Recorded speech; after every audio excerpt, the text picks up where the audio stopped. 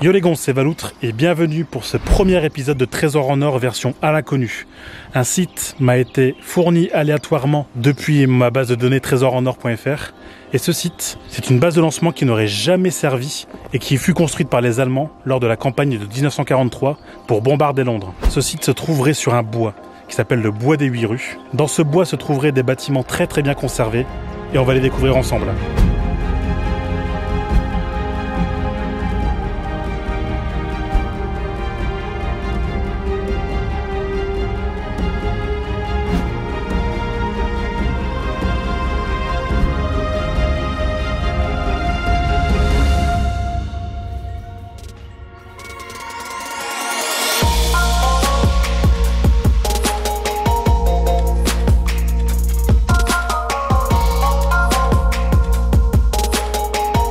Voilà, vous êtes maintenant enregistré. J'espère que vous avez signé votre attestation d'enregistrement. Bonsoir les copains, bonsoir à tous. Bienvenue dans ce tirage au sort de Trésor en or qui arrive.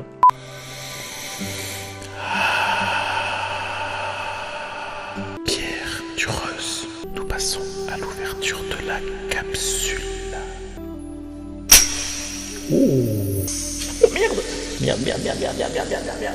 Va non. Alors les amis, on va donc faire un rappel de Trésor en or et le premier tirage au sort de À l'inconnu. Trésor en or est un projet de vidéo pour présenter les Hauts-de-France. J'ai déjà référencé pas mal de trésors en or, donc là vous voyez, voilà, on a quelques lieux sympathiques. Les Hauts-de-France, c'est pas que les terris.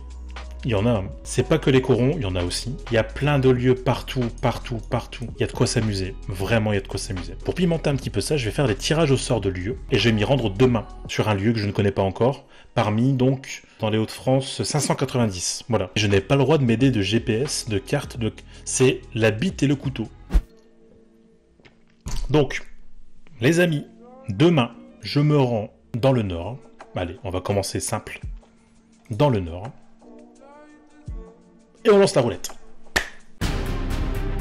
Et je décide d'arrêter quand je veux. Donc en fait là je peux boire, je peux fumer tranquillou. La prochaine destination Trésor en or sera...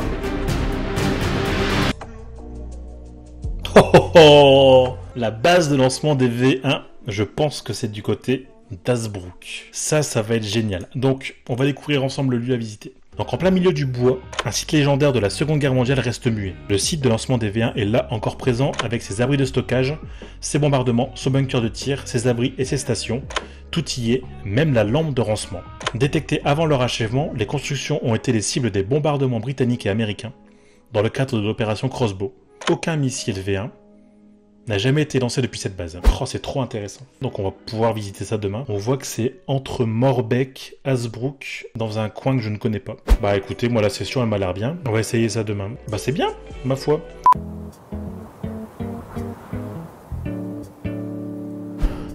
Bon, et ben allez c'est parti. Après la présentation du lieu, on s'en va aller le chercher. Nous sommes le dimanche 17 mai les amis. Oh, très gros V à toi. Nous sommes le dimanche 17 mai, température extérieure de 14 degrés pour un matin. C'est exceptionnel, il est 10h. Et je suis surtout super content de pouvoir retourner faire des trésors en or. Et du coup là, c'est un épisode test. On va regarder ce que ça donne. Si on voit que ça va, bah, je continuerai. Si on voit que ça va pas, bah j'arrête. Voilà. Et ce sera aussi l'occasion de faire un épisode avec mes mères avant qu'elles s'en aillent à des contrées lointaines vu qu'elles se barrent en Auvergne. Bon alors du coup ce que j'ai retenu de notre destination, c'est une ancienne base de lancement V1 qui n'aurait jamais servi, qui a été découverte bien avant d'être utilisée mais qui avait ses canons pointés vers Londres et le sud de l'Angleterre. Alors il y a d'autres sites pour les bases de lancement V1 apparemment, il y aurait Siracourt, il y aurait Nardoué, pour Hazebrouck ou Morbecque, ça dépend la localisation. C'est ce site-là qui n'a jamais servi. De ce que j'ai retenu de la localisation, ce serait dans un bois. Et puis on va regarder ça, hein. Qu'est-ce que t'en penses? Très gros bien à toi. Les deux terris de Los Angeles au bout. Ah, ça, quel plaisir. Ah, je suis trop content, c'est trop bien. Salut. Beaucoup de motards qui ressortent. En même temps, il fait tellement beau. C'est génial. Hein. Bon, ça y est, on quitte enfin cette section autoroutière longue, comme mon tour de taille. Voilà, hop, on se dirige les amis vers Fromelles. Alors Fromelles, j'en ai parlé dans le live hier. Oh, très gros V à toi avec ton CB 1000R. Oh, il est beau. Une destination qui est très très connue des Australiens pour y avoir vécu lors de la Première Guerre mondiale, les 24 heures les plus meurtrières de toute l'histoire australienne. Et en fait, entre les petits villages qu'on va traverser, donc Illy, Aubert, Airlie, Lorgie, Fromelles, il n'y a que des bunkers. Bah regardez, voilà, justement, en voilà 1, 2, 3 blocos. 3 blocos et il y en a par centaines. Et quand je vous dis par centaines, c'est la vérité les amis. Et ils sont tous accessibles. Et en fait, je devais pas y aller à Fromelles parce que c'est pas trop ma route, mais on est vraiment pas loin. Regardez-moi ça. Ça, c'est un exemple typique. Vous voyez, les routes sont à côté et en fait, pour défendre les routes et les positions, on a mis des blocos et des bunkers partout.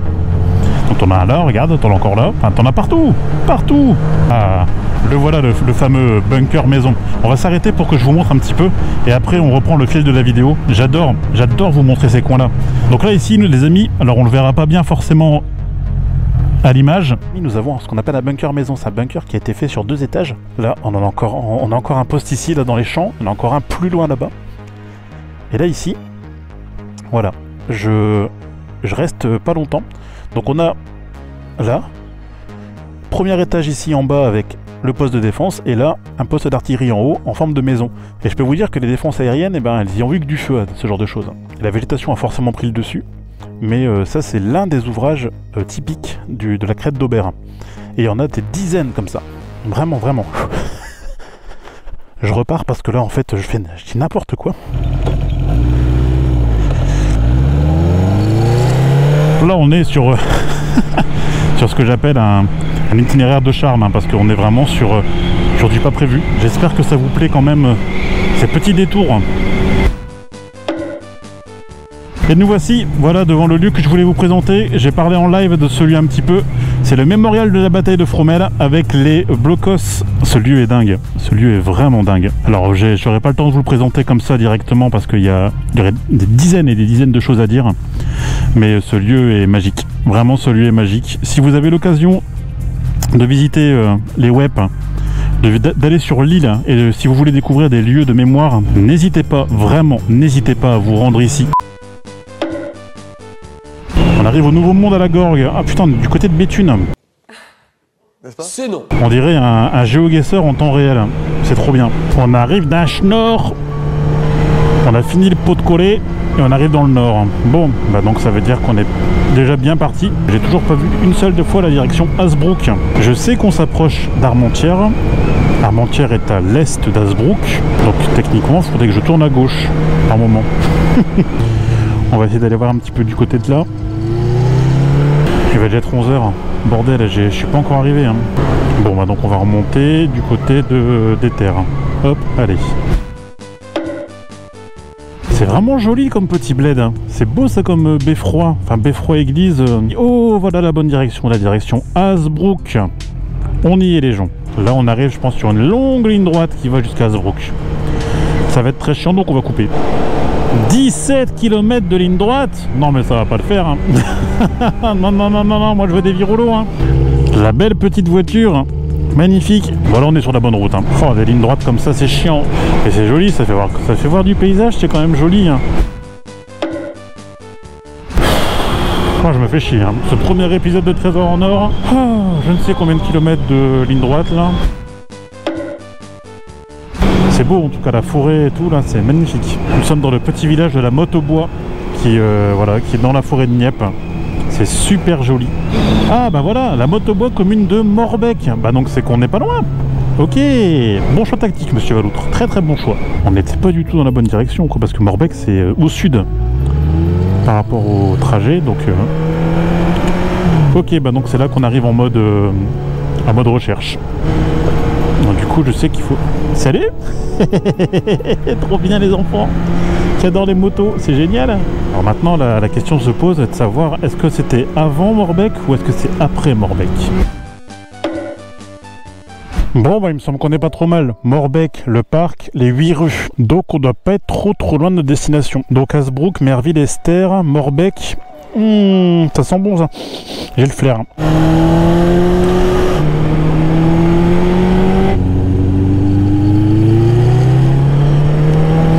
Excellent, ça c'est plein de toutes petites routes. Bon allez, je me concentre parce qu'on est presque arrivé. Là on est en phase de recherche active. Gros chêne, nanana, une impasse par là. Non, c'était pas sur une impasse. On est au gros chêne, d'accord. Donc non, c'est pas par ici.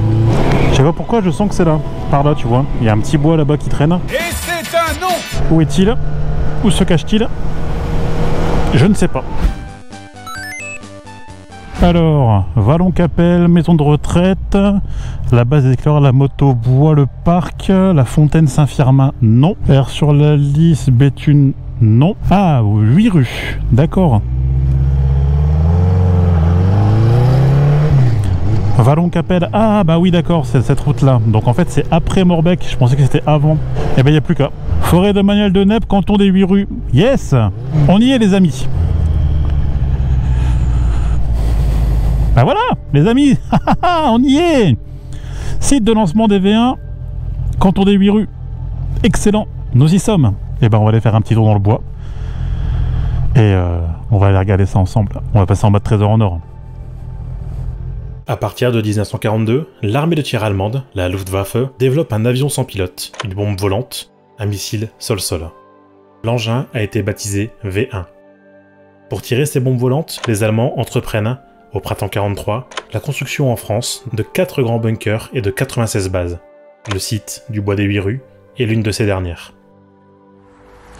Bon les amis, nous sommes ici donc sur la drève du Romarin qui nous emmènerait directement donc vers le bois où se cacherait la base de lancement des V1. Très hâte de découvrir ça, je ne connais pas du tout et j'espère que vous avez hâte également. Et j'espère que ce format vous plaît. Si c'est le cas, n'hésitez pas à me le dire, comme ça on en fera d'autres à l'avenir.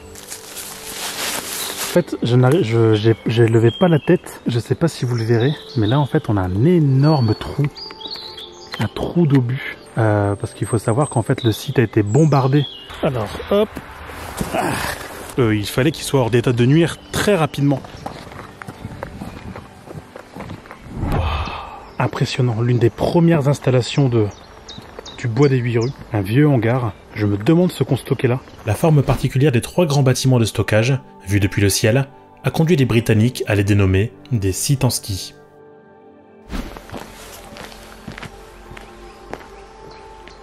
Oh, c'est grand en tout cas, c'est très très grand.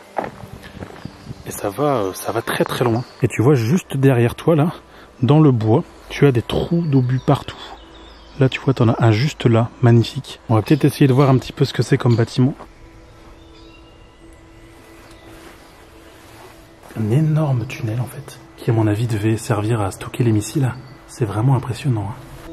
C'est magnifique. En fait c'est ouvert là. Ah d'accord. Oh mais c'est grand en fait. Ah, écoutez l'écho à l'intérieur. Ah, apparemment on a encore des bâtiments juste là. On va aller voir un petit peu ce que c'est comme bâtiment. Ce site ne fut pas utilisé pendant la campagne des V1 de l'été 1944. Il resta donc à l'abandon. C'est encore un énorme hangar de stockage, vraiment chouette. Je pensais qu'il ne subsistait, ça et là, qu'une maigre partie du site original, sauf que je me trompais. Malgré le nombre incessant de bombardements, une très grande majorité des constructions a survécu. Nous avons là une empreinte du site tel qu'il était lors de la Seconde Guerre mondiale. Le calcaire a pris le dessus encore, regardez-moi ça. Il y a quelques bâtiments ici. On a un juste derrière les arbres. Oh bah voilà, en fait on arrive directement au centre. Ok, on est au centre là de la forêt. Et donc là, ici on a tous les bâtiments en fait. On a tous les bâtiments.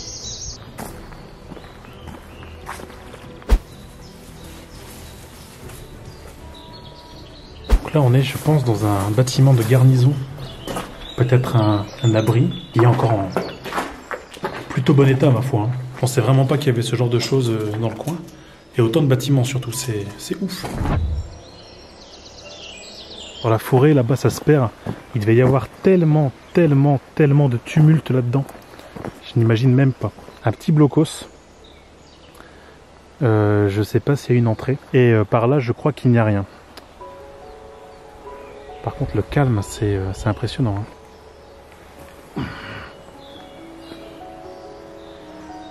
très impressionnant. Hein. Je sais pas si vous voyez. Là, on a un bâtiment qui est juste là, on va aller voir ce que c'est. Et après, on va terminer notre trésor en or directement, parce que c'est quasiment la fin déjà. Qu'est-ce que c'est que ce bâtiment? Est-ce que vous avez vu la grille rouillée par les âges et par le temps, par la pluie, ainsi que cette énorme porte. Un ancien bâtiment qui vaut le détour également celui-là. Hein. Entièrement grillagé, entièrement protégé. L'intérieur est inaccessible. On se rend pas compte, hein, mais les bâtiments sont immenses. Ils font au minimum 30 à 40 mètres chacun. Et là on en a encore un ici. On va aller voir après ce que c'est. Encore un bâtiment plutôt grand. Je ne sais pas du tout ce que c'est, ce qu'il y a à l'intérieur. Regardez les barres en bas là. Est-ce que c'était une aire de stockage encore? Grille.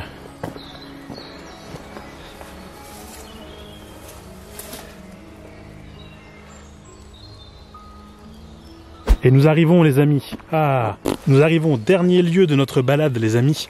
Ce lieu absolument dingue, c'est celui-là que j'ai présenté dans le live et nous l'avons devant nous.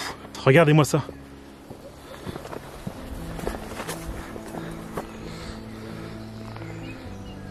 C'est beau. Et dire que ce site n'a jamais servi. On va aller s'approcher devant pour regarder un petit peu ce que c'est. Hein.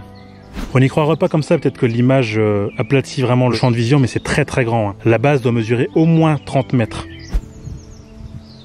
Le V1 est propulsé par un pulsoréacteur, mais celui-ci ne peut fonctionner qu'à partir d'une vitesse de 250 km/h. L'engin doit donc être catapulté depuis une rampe pour atteindre cette limite. Et c'est pour cela que des rampes de lancement sont créées. Pour la petite histoire, en fait, cette base de lancement n'a jamais servi parce qu'elle a été démantelée très très vite par les forces alliées. Et il faut savoir qu'ici, on est à 200 km de Londres à vol d'oiseau. C'est grand, magnifique, magnifique. Et ça n'a jamais servi donc, et c'est pour ça que c'est aussi bien conservé. En 80 jours, ce sont près de 9000 V1 qui sont catapultés depuis le nord de la France vers Londres. 2300 atteignirent leur cible. La libération de la France du Nord par les armées alliées, au début de septembre 1944, met un terme à la grande offensive des V1 contre Londres.